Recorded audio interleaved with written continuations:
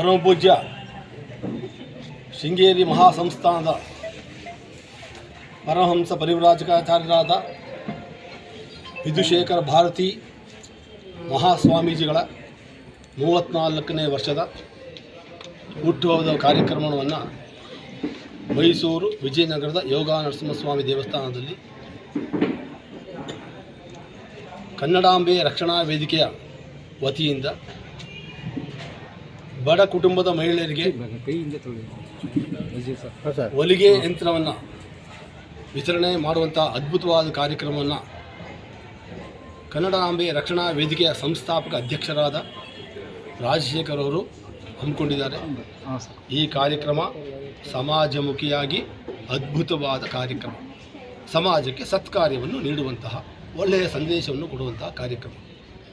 ಈ ಕಾರ್ಯಕ್ರಮದ ಮೂಲ ಉದ್ದೇಶ ಬಡ ಮಹಿಳೆಯರು ಸ್ವಾವಲಂಬಿಗಳಾಗಿರಬೇಕು, ಅವರಿಗೆ ಕುಟುಂಬಕ್ಕೆ ಆದಾಯವನ್ನು ತರುವಂತಹ ಮಹಿಳೆಯರು ಆಧಾರ ಸ್ತಂಭವಾಗಿರಬೇಕು ಅನ್ನೋದೇ ನಮ್ಮ ರಾಜಶೇಖರ್ ಅವರ ಮುಖ್ಯವಾದ ಉದ್ದೇಶ. ಆ ಉದ್ದೇಶಕ್ಕೋಸ್ಕರನೇ ಇಂಥ ಕಾರ್ಯಕ್ರಮವನ್ನು ಸಾವಿರಾರು ಕಾರ್ಯಕ್ರಮವನ್ನು ಮಾಡಿಕೊಂಡಿದ್ದಾರೆ. ಇದು ಅದ್ಭುತವಾದ ಕಾರ್ಯಕ್ರಮ. ಬಡವರಿಗೆ ಒಂದು ಹೊಲಿಗೆ ಅಂತ ಕೊಟ್ಟರೆ ಅವರು ದೇವರಿಗೆ ಒಂದು ಕೆಲಸನೇ ಸಿಕ್ಕದ ಹಾಗೆ. ಇವರು ಆವಾಗಲೇ ಹೇಳಿದ್ರು, ಬಡವ ಒಬ್ಬ ಮನುಷ್ಯನಿಗೆ ಅನ್ನವನ್ನು ನೀಡಿದರೆ ಒಂದು ಶಕ್ತಿ, ಅವರಿಗೆ ಉದ್ಯೋಗವನ್ನು ಕಲ್ಪಿಸಿದರೆ ಅದು ಆದಾಯ ಬರತಕ್ಕಂಥ ಶಕ್ತಿ. ಇಂಥ 2 ಕಾರ್ಯಕ್ರಮವನ್ನು ಇವರು ಮಾಡ್ತಾ ಇದ್ದಾರೆ.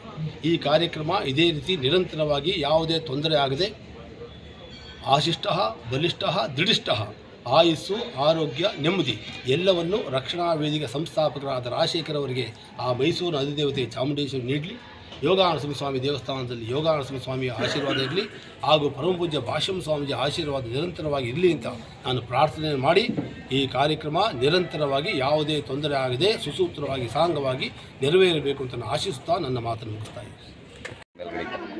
ಕನ್ನಡಾಂಬೆ ರಕ್ಷಣಾ ವೇದಿಕೆ ವತಿಯಿಂದ ಶೃಂಗೇರಿ ಶಾರದಾ ಪೀಠದ ಶ್ರೀ ಶ್ರೀ ವಿಧುಶೇಖರ ಭಾರತಿ ಮಹಾಸ್ವಾಮೀಜಿಗಳ ಒಂದು 34ನೇ ವರ್ಷದ ವರ್ಧಂತಿ ಮಹೋತ್ಸವದ ಅಂಗವಾಗಿ ಕನ್ನಡಾಂಬೆ ರಕ್ಷಣಾ ವೇದಿಕೆ ವತಿಯಿಂದ ಬಡ ಮಹಿಳೆಯರಿಗೆ ಮತ್ತು ಸ್ವಂತ ಕಾಲ ಮೇಲೆ ಒಂದು ಸ್ವಾವಲಂಬಿ ಜೀವನವನ್ನು ನಡೆಸುವಂಥ ಮಹಿಳೆಯರಿಗೆ ಒಂದು ಉಚಿತವಾಗಿ ಟೈಲರಿಂಗ್ ಮಿಷಿನ್ ಕೊಡುವ ಮುಖೇನ ಇವತ್ತು ಅವರ ಹುಟ್ಟುಹಬ್ಬವನ್ನು ಕನ್ನಡಾಂಬೆ ರಕ್ಷಣಾ ವೇದಿಕೆ ವತಿಯಿಂದ ಅರ್ಥಪೂರ್ಣವಾಗಿ ಆಚರಣೆಯನ್ನು ಮಾಡ್ತಾ ಇದ್ದೇವೆ.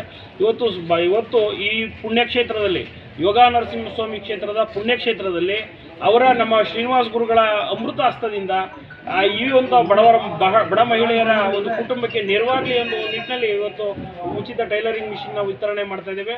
ಪರಮಪೂಜ್ಯ ಶ್ರೀ ಶ್ರೀ ವಿದ್ಯಾನಂದ ಸ್ವಾಮಿಗಳ ಭಕ್ತ ಬಳಗ ಮತ್ತು ಕನ್ನಡಾಂಬೆ ರಕ್ಷಣಾ ವೇದಿಕೆ ಈ ರೀತಿ ಸಾಕಷ್ಟು ಕೆಲಸ ಕಾರ್ಯಗಳನ್ನು ಮುಂದಿನ ದಿನಗಳಲ್ಲಿ ಹಮ್ಮಿಕೊಳ್ಳುತ್ತೆ. ಸಮಾಜದ ಒಂದು ಅನ್ನದಾಸೋಹ ಒಂದು ಸೇವೆ ಆದರೆ ಈ ಒಂದು ಉದ್ಯಮವನ್ನು ಕಲ್ಪಿಸಿಕೊಡುವಂತಹದ್ದು, ಉದ್ಯಮಕ್ಕೆ ಅವಕಾಶ ಮಾಡುವಂಥದ್ದು ಮಹಾ ಸೇವೆ ಅಂತ ಪರಿಗಣಿಸಿ ಇನ್ನೂ ಹೆಚ್ಚಿನ ರೀತಿಯ ಸೇವೆಗಳನ್ನು ಕನ್ನಡಾಂಬೆ ರಕ್ಷಣಾ ವೇದಿಕೆ ನಿರಂತರವಾಗಿರ್ತದೆ.